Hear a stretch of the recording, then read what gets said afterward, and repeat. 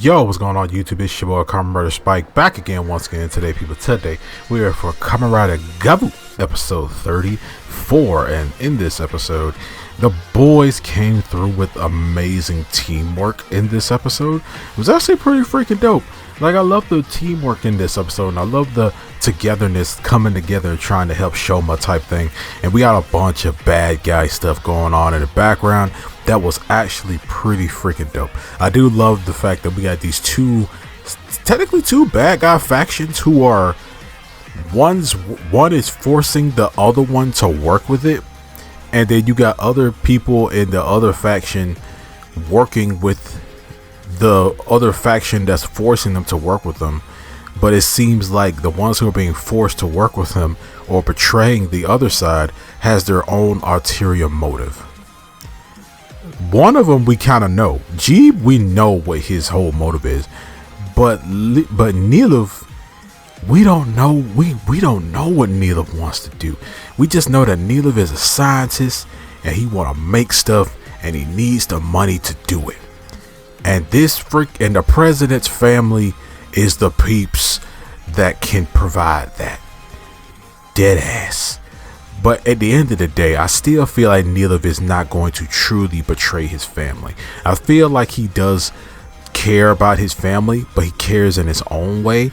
But he also puts his research and science type stuff before his family, but he still deeply cares about his family, because I feel like Reivew is going to come in with something cool for Longo, or cool for Stomach in freaking general. I feel like he's going to infiltrate that, the president's stuff and kind of mess up some stuff. I don't know yet. We don't know yet, but I could be wrong. I could be completely wrong about Reivew. I could be, but at the same time, I would like to be right. That'd be cool. But I don't know. Reivew is he's just one of my favorite characters, and he's like out of the Stomach family, excluding Shoma. Out of the Stomach family, I feel like Reivew and Longo are like my favorite my favorite members of the family. But hey, I like Glota too. I do. She's goth mama, scythe wielding.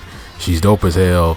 I like everybody in the Stomach family, but Reivew and Longo, man, I'm just really interested in what those guys are up to. But this episode, the Magen's back. We see that Reivew basically tells Magen that he couldn't control that full power that he did to you. That's why he did to destroy you.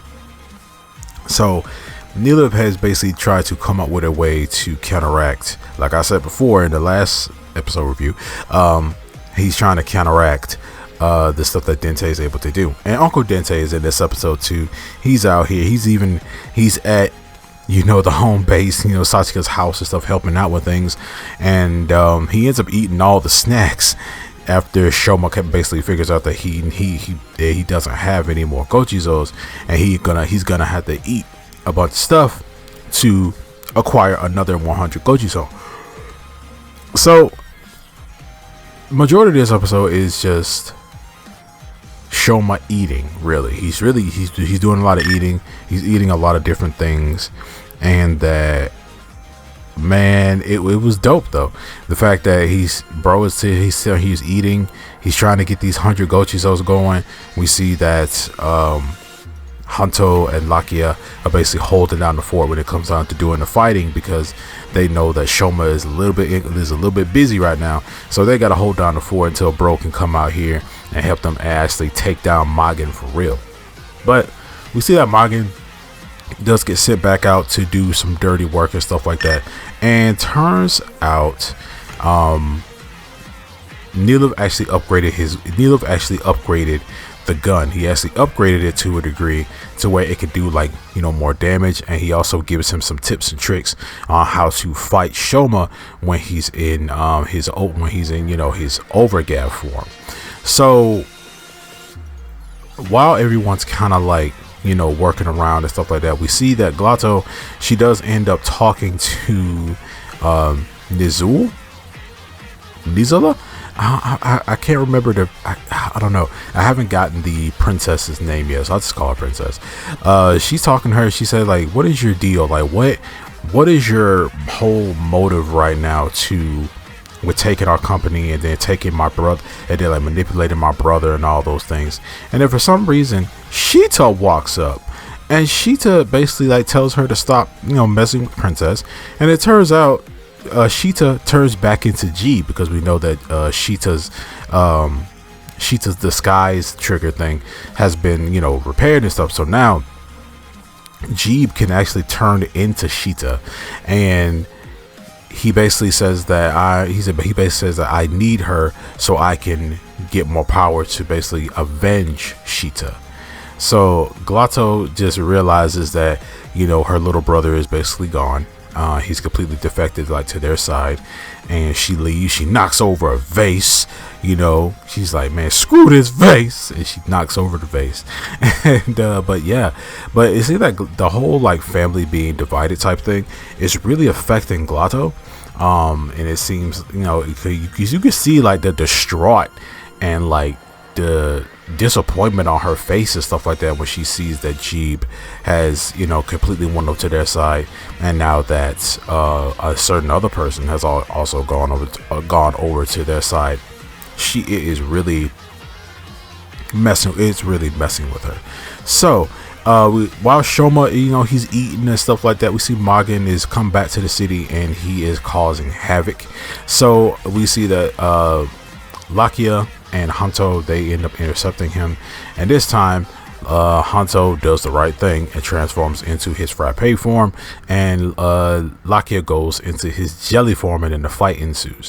While this is happening, we see that Shoma is eating a bunch of stuff, and it seems like for some reason his GAVV won't shoot out any more Gojizos, and thanks to Uncle Dente, thanks to Sachiko really, he's able to realize that every time he eats a new food, he has to enjoy the food. He has to have like this big food-gasm, like he goes into this bliss, into this happiness and stuff like that, and that is what creates the Gochizos. So they were 97 deep, and they needed 3 freaking more.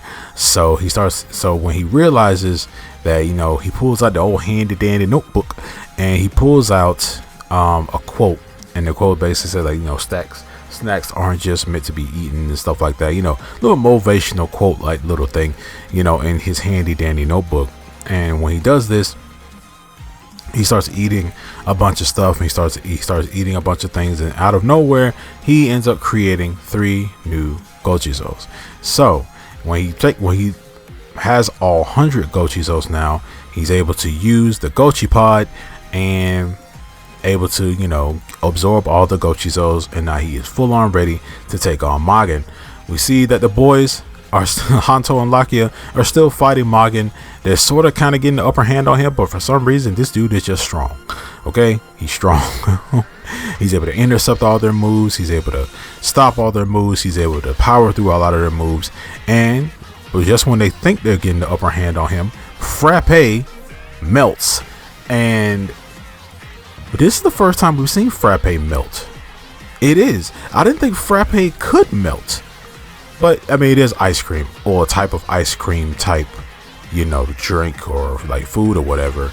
It's still ice cream to a degree. It's still ice cream basically, but still, like, that was just the biggest inconvenience. These ice cream forms are powerful, they are, but at the same time, if you don't end this fight quickly, it's over with for you. It will melt. And he pulls out another Frappe, getting ready to transform, and that's when our boy Shoma pops up, and he transforms into Overdrive. Well, not Overdrive, Overgav. He transforms into Overgav and starts fighting Magen, and he tries to do the big punch that he did in the last episode, but Magen, basically listening to the things that Neil told him, he basically says that he can't control that punch. He can really only do that punch in like one direction, so you can dodge it. So he ends up doing the punch, and Magen dodges it. After that, Magen basically kind of gets the upper hand on Gav by just completely dodging all of his moves. He's dodging all of his moves, and Shoma can't hit him, and Shoma basically is also on a time limit with this form too, so he's got to end this quickly. But because of Lakia and Hanto, he's able to take out Magen thanks to the boys' quick wit thinking.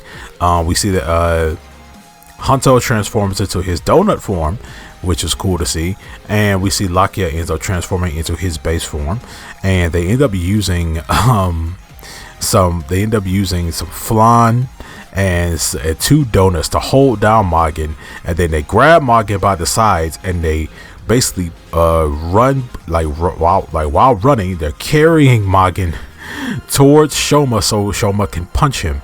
Then he ends up breaking out of the restraints, and he ends up starts hitting and slashing them, but they're still holding on to him. And then that's when they get Shoma close enough for Shoma to punch him.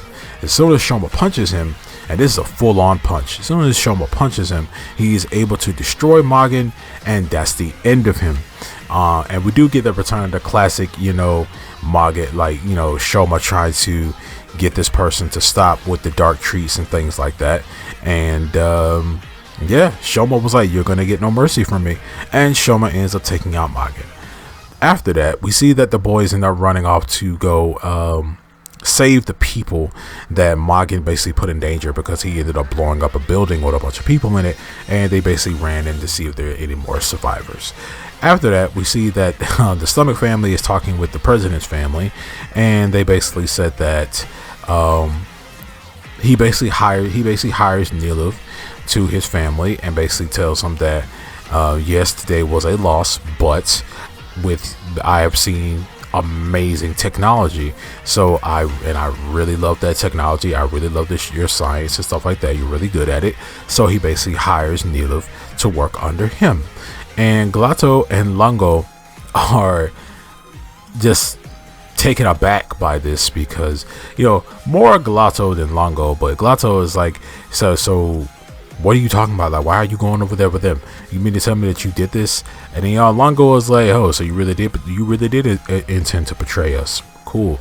So then Neither was like, "Why y'all assuming stuff? Stop assuming things. My research needs money. I still can't do what I want to do right now. I need to be under him because he has the money to do it." So that's why I would say, like, the personal stuff about, maybe Neelu has his own thing he wants to do, has his own, motives and stuff like that, but he still cares about his family, and I feel like he is going to do something to really get the upper hand on the president, right? So yeah, the episode ends off and we are getting ready to get Longo, and Longo has basically decided to take things into his own hands after the president has ordered Stomach Inc. to at least give them 10 million dark treats, and now they are tasked with giving them 10 million dark treats, and Longo is basically taking it upon himself to go out there and get these freaking humans for these dark treats. But yeah, next episode we're going to see Longo's full Granute form, and we see that his main weapon is a sword, which is dope. We haven't seen like the basic weapons of the Stomach family, except Glato. She has the scythe, and then the twins, they have like a dagger and a gun, but we really haven't seen Neeliv's weapon. I think we haven't seen Neeliv's weapon, and we haven't seen Longo's weapon until next episode, which is a really cool looking sword.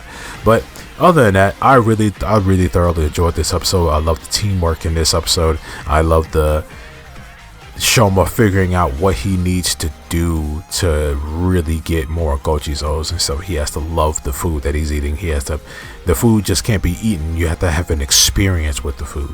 But also, something very sad happened in this episode. I don't know for sure, and I don't know how it happened technically, but Dente passes in this episode, and it was he basically dies like standing. He basically dies still as a statue, sitting down in his cave.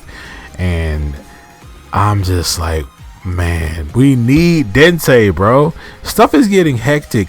We need a scientist. We need a scientist type and someone with a lot of knowledge of Granute stuff and everything like that. Not saying Shoma doesn't know a lot about Granutes, but still, like, we need someone like Dente on our side, because we can't get Suga. Suga's gone, okay, and Neelav is gonna be walking all over us with this new stuff that he's getting ready to come up with, which is stupid. But man, seeing Dente lift up that cookie and then dropping the cookie and then everything just went silent, that was heart-wrenching for me. I hated it. I hated the way it made me feel, but at the same time, it did what it was supposed to do. The show did its job at that point, did its job right there with making me feel really bad about Dente passing. But man, this episode was great. I did thoroughly enjoy this episode. I love the teamwork. I love the story stuff building in the background, especially with the two bad guy factions, and the rest of our crew is just kind of chilling, doing stuff, being friends. We haven't had a part-timer in a while, so I feel like we're going to get a lot more part-timers now since they've been ordered for the 10 million freaking Dark Trees thing. But other than that, I'm gonna stop rambling. You guys let me know down in the comment section below what you guys thought about this episode of Kamen Rider GAVV. Yeah, man, make sure to like, share, subscribe. If you made it to this point in the video, I thoroughly do appreciate it, and I'm gonna see you guys next time. Stay hitchin'.